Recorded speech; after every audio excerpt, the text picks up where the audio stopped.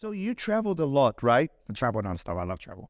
Yeah, yeah. So like I traveled a lot to which country in Europe did you like the best? My favorite country, been there twice, going to go a third time next year, would be Prague. It's one of my favorite cities. Oh my God, Prague. Prague's Prague is cool, man. It's like beauty meets party. Yeah, It's a beautiful looking Gothic, yes, old style city, but it's just so live. It's so pumping. One of my girlfriends were actually like from Prague, A Czech girl. the Czech girl. Okay, that's another thing I was going to say, and one of the reasons why I love that country. I would say, I've been around the world. I would say Czech women are probably the most beautiful girls I've ever seen. Yeah. Like the standard there is a supermodel. Yeah. Like the standard average girl is a supermodel standard. And they don't know Definitely. it. They don't even know it because they're all hot.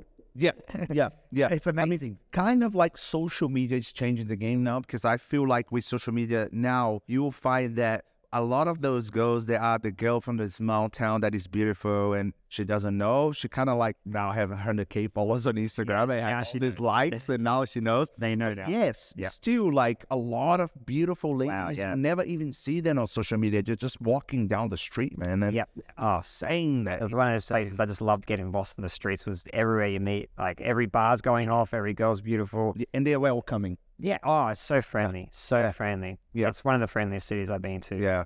Yeah. I remember when I was in Prague. These are the stories, right? When we traveled the world, like I lived in London for a long time, and I was like, I went to over 50 countries, and Yeah.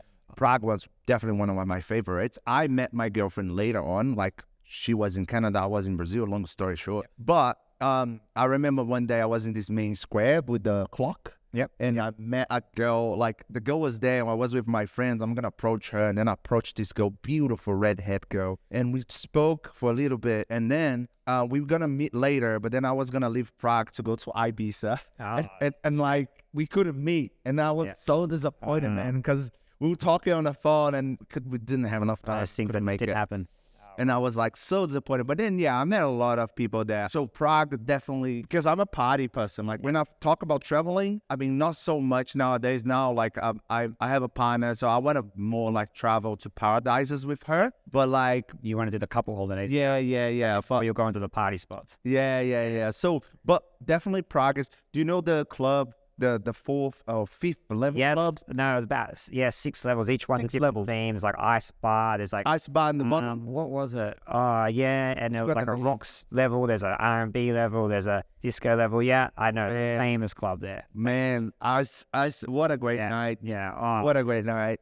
there's another really good bar called James Dean. I don't know if you heard that one. It's like a bar at the top and there's a club down the bottom. No, I didn't go. All the locals go there. It's Spent 2 nights in at that time. I spent 2 nights. 2 nights long. You need Not enough, man. 4 nights to get a good feel of a place. No, I would go to Prague for months, bro. The only thing, I could retire in Prague, to be honest. But the only thing I regret about Prague, so the first time I went to Prague and discovered this place, it was actually the first time I discovered Europe. It was my first reality TV show. Yeah. And I had a girlfriend at the time. And we got a show in Romania. It was one of my first shows I ever did many years ago, about 6-7 years ago. And it was just a random thing. It was a reality show. It's a escape room style show, meet Fear Factor, called Dracula. It's on a Netherlands network. Yeah. And they were filming it in Transylvania, okay, in a big castle where Dracula apparently hung out. Yeah. Vlad the Impaler. I know the castle, yeah. Yeah. So they, I applied for it online. Within 1 week, they're like, "We've got your visa. You're flying to Romania to do this show, like with your partner, with my girlfriend." So that was my first taste of Europe. So after I finished filming that, we got a train to Budapest because it borders with Romania, and then we went from there to Vienna, and then I finished up in Prague. And I was with my girlfriend. And I was walking around thinking, wow, this place would be the best if I was single. Everyone was beautiful. The bars were going off. Yeah. And my girlfriend at the time, then she was opposite to me. She was an introvert. So she just started to be a doctor. And I was still a party boy. So we were just complete opposite. She wanted to sightsee all day. It was a beautiful place to sightsee. But all day I was walking past bars. I go, I think it's beer o'clock now. We compromised though, so when she wanted to sightsee, because you can drink everywhere there, so I'd get a drink on the way to the site. So I'll be always having a beer on my hand, and then she'll be looking at his churches. Love, he's like, yeah, it looks great. Pizza. But so then I promised myself I was going to go there single, and 2019, I booked this amazing trip for Europe. I was single at the time, and I planned it all, booked about 3 months in advance, and then I met this bloody Brazilian girl.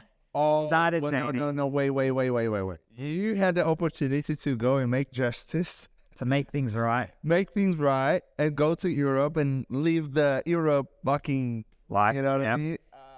And I had a boys trip planned and we had it booked and everything. And I met this girl and we were dating a bit, but I didn't want to commit. And she was a really nice girl, a Brazilian girl. And then she kept saying, let's just date, it's cool. And at the time, another story, I managed a gentleman's club. So not many girls wanted to date me because all my friends were attractive females. Yeah. And it was a bit intimidating. I mean, they're still attractive. They're still attractive females. Guilty Instagram. But yeah, nothing's changed. But at the time too, it was very intimidating. She goes, look, I'm not jealous. I have a lot of friends too. I won't care. So she made it seem like she was going to be easygoing.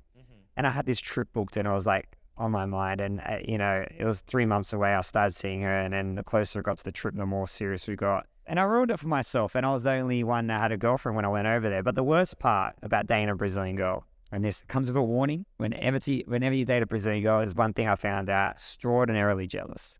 Oh, yeah. Extraordinarily jealous. And she was getting more and more paranoid the closer that trip came. And when it finally came, she literally would call me. It was about 10 o'clock in Australian time, would be about 11 or 12 o'clock at night in Europe time. Every single night, without skipping a beat, she would call me around 12 o'clock at night while I'm in a club with all my friends. Video call, WhatsApp call. Where are you? Why are you still out? You're not single. You shouldn't be clubbing. Go to bed. And oh my God, every single night yelling, going crazy. Are you with girls? Man, ruined it. So every single night in Prague. The way around it is I just thought, you know what, I'm going to try and find day parties because she wouldn't call me during the day. She thinks it's safe time when the lights are. Yeah. She would call me when it was nighttime in Europe. Every single night, screaming at me. That's intense, man. Was that the first kind of perspective that you had from Brazilian girls? Because they're really beautiful, right? They're different breed, a breed compared to European women. Yep.